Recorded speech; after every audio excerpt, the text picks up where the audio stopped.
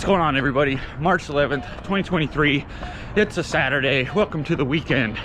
And it is run streak day 159. We're at 5.25 miles on the run today.